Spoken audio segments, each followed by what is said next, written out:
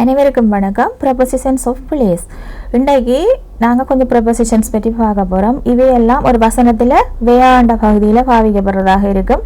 இனிமேல் நாங்கள் நீண்ட வசனங்கள் எழுதும் பொழுது இந்த prepositions அந்த வசனங்களில் வரும், உங்களுக்கு அவை உதவியாக இருக்கும்.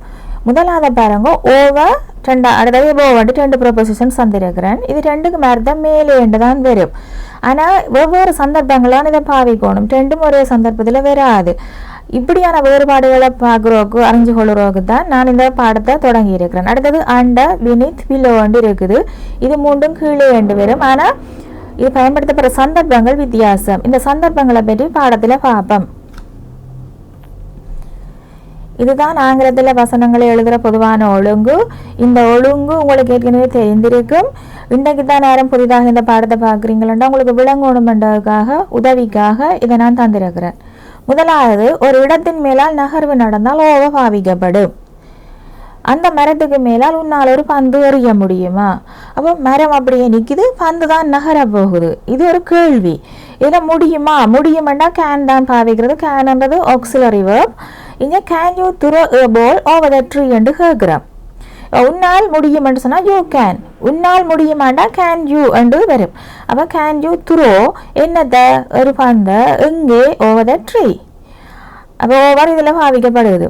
அடுத்தது, ஒரு இடத்தின் மேலால் நகர்வும் நடைபெறாது தொடுகையும் இல்லாதிருந்தால் எதோ பாவிக்கப்படும். உதாரணம், நீங்கள் நள்ளிரவில் உங்கள் தலைக்கு மேலாக நட்சத்திரங்களை அவதானிப்பீர்கள். அவதானிக்கிறேன்டா ஒப்சர்வ் என்று சொல்றது. யார் அவதானிக்கிறது? நீங்கள். யூ வில் ஒப்சர்வ் என்னத ஸ்டார்ஸ் எங்கே above your head. எப்பொழுது? at midnight. இப்போ பகல் நேரத்தில் சூரியனை பார்க்குறனாலும் நாங்கள் எபோவ் சொல்லலாம். பூமி சுற்றுறதுங்களுக்கு தெரியாது. அப்போ சூரியன் இருக்கிறோம், திடீர் கொஞ்ச நேரம் பார்த்து கொண்டிருக்க சூரியன் அப்படி இருக்கிற மாதிரி தான் எங்களுக்கு தெரியும். அப்படியான சந்தர்ப்பங்களில் தான் இந்த எபோவ் பாவிக்கிறோம். ஒரு பொருளுக்கு கீழே நிலாண்டா பாவிக்கப்படும். உதாரணமாக, மேசைக்கு கீழே பூனை இருக்கிறது. அப்போ மேசையும் தெரியுது, பூனையும் தெரியுது. அப்படியான சந்தர்ப்பங்கள். நான் உனது உறவினர்களுக்கு பரிமாறுவதற்காக இந்த மரத்திற்கு கீழே உணவினை தயார் செய்வேன். தயார் செய்கிறேன்டா ப்ரிப்பேர். யார் தயார் செய்கிறது? நான். ஐ வில் ப்ரிப்பேர் என்ன ஃபுட் எங்கே அண்டர் திஸ் ட்ரீ. ஏன் தயார் செய்ய போகிறேன்? To serve your relatives. அடுத்த, பூமிக்கு கீழே எனில் பினித் பாவிக்கப்படும். இப்போ பூமிக்குள்ள சில ஆறுகள் இருக்கும், அல்லது நீர்ச்சுனைகள் இருக்கும், சில நேரம் உலோகங்கள் இருக்கும், சில எரிமலைகள் இருக்கும். அப்படியான சந்தர்ப்பங்களில் தான் நாங்கள் பினித் பாவிப்போம். அவர்கள் நேற்று அந்த மலை தொடருக்கு கீழே ஒரு சுரங்கப்பாதையை கண்டுபிடித்தார்கள். They discovered a tunnel beneath the mountain range yesterday. தெளிவாக வரையறுத்து சொல்ல முடியாத ஒரு பொருள் அல்லது இடத்தின் கீழனில் பிலோ பாவிக்கப்படும்.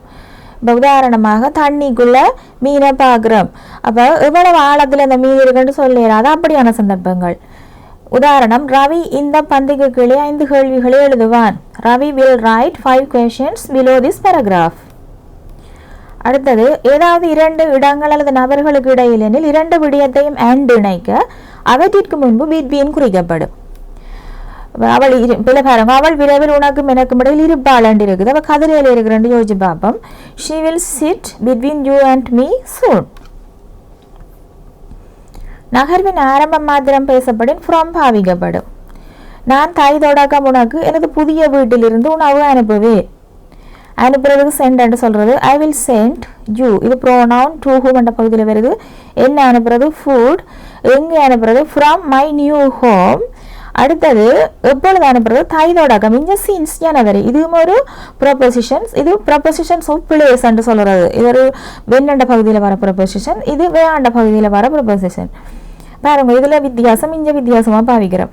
அடுத்த, நகரின் முடிவு மாத்திரம் பேசப்படின் upto பாவிக்கப்படும். அவள் நயக்ரா நீர்வீழ்ச்சி வரை நேற்று காரில் சென்றாள். செல்லுதலுக்கு கோ என்று சொல்றது. இது பாஸ்ட் டென்ஸ், சிம்பிள் பாஸ்ட். ஆகவே கோ, வெண்ட், கோன். அப்போ வினை சிம்பிள் பாஸ்ட் டென்ஸில் பாவிக்கணும். She went up to Niagara Falls by car yesterday. நகர்வின் ஆரம்பமும் முடிவும் ஒரே தடவையில் சொல்லப்பட்டால் ஆரம்பத்தின் முன் ஃப்ரமும் முடிவின் முன் டூவும் குறிக்கப்படும்.